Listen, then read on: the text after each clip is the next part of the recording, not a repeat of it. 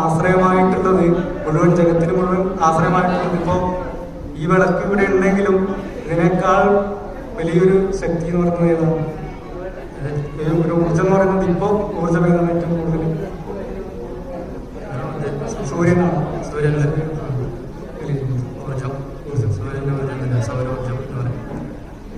അതിനെക്കുറിച്ച് ചോദ്യം മനസ്സിലായില്ല. ചോദ്യത്തിലേക്ക് വരികയാണ്. പറ.